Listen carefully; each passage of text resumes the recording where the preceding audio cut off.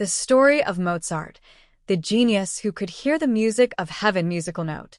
When people talk about genius, one name always comes up: Wolfgang Amadeus Mozart. He was not just a musician.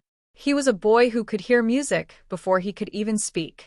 His life was full of beauty, fame, and sadness, all mixed together like notes in a song. Mozart was born in Salzburg, Austria, in 1756. From the very beginning, everyone around him knew that he was special. When other children were learning to walk, Mozart was already listening to his sister play the piano, and he wanted to play too. At just 3 years old, his little fingers touched the keys, and what came out surprised everyone: he could play by ear perfectly. His father, Leopold Mozart, was a musician and teacher. He realized that his son had an incredible gift, something that happens maybe once in 100 years.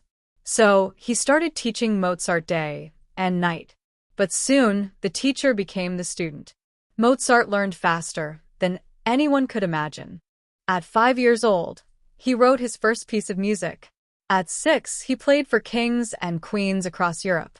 He traveled to places like Paris, London, and Rome, performing in beautiful halls filled with candles and elegant people. People called him the Little Miracle.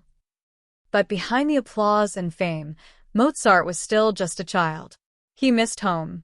He missed playing outside. He often got sick during long travels.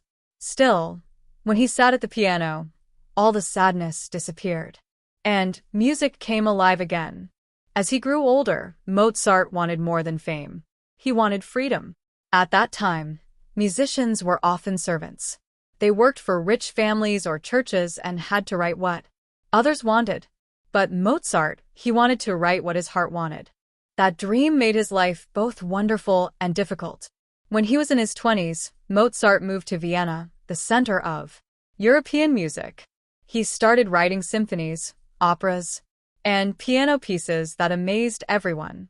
People said his music was like magic. It could make you laugh, cry, and dream all in one song. He could hear full melodies in his head before even writing a single note. It was as if he could hear the music of heaven. But fame did not bring him happiness. He was often poor, even when people loved his work. He had a wife, Constance, and 2 children, but money was always a problem. He gave music lessons to survive, sold his compositions for low prices, and still kept smiling. He said, "I pay no attention whatever to anybody's praise or blame. I simply follow my own feelings." Then came one of the most mysterious parts of his life: the Requiem. One night, a stranger came to his door, dressed in gray.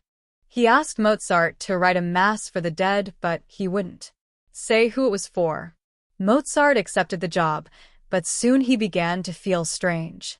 He told his wife, "I am writing this Requiem for myself." It was true. While writing it, he became very sick. In 1791, at just 35 years old, Mozart died. He was buried in a simple grave, no golden coffin, no big funeral. But his music never died. It still lives in concert halls, movies, and hearts around the world. From the Magic Flute to Ein klein Nachtmusik, every piece still sings like it was written yesterday.